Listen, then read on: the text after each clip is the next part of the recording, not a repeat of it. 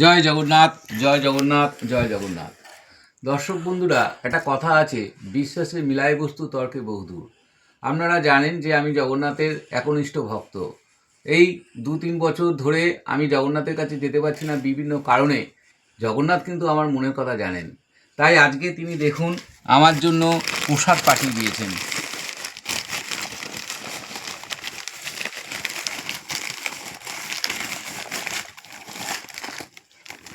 প্রচুর প্রসাদ দেখতে পাচ্ছেন,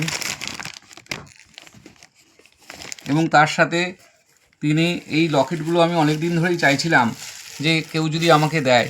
এ দেখুন, এই যে লকেট, জগন্নাথ বাবার লকেট, এটা আমি আর ছেলে গলায় পরে থাকি যাতে জগন্নাথ সবসময় আমাদের সঙ্গে থাকেন।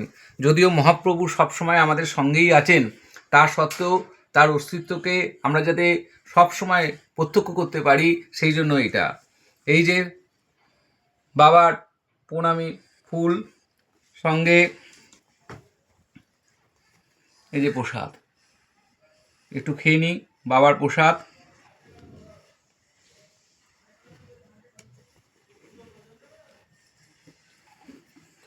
জয় জগন্নাথ বাবা। মিষ্টি আমি খাই না, কারণ আমার সুগার আছে, কিন্তু জগন্নাথের প্রসাদ আমি না করতে পারি না। একটা খাজা খেয়ে দেখছি।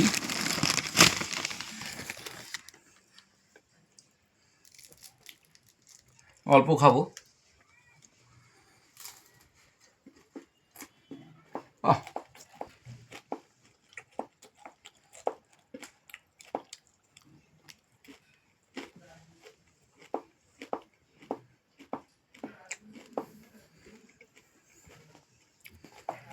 হে অন্তর্যামী, তুমি তো আমার মনের কথা জানো, সেই জন্যই তুমি কারোর মাধ্যমে আমার কাছে এই প্রসাদ তুমি পাঠিয়ে দিয়েছো, লকেট, এবং তোমার মূল প্রসাদও পাঠিয়ে দিয়েছো। তোমাকে কোটি কোটি প্রণাম। আমার পাশে দেখো, শুধু তাই নয়, আমার সাথে সমস্ত মানুষের ভালো করো, তাদের রক্ষা করো।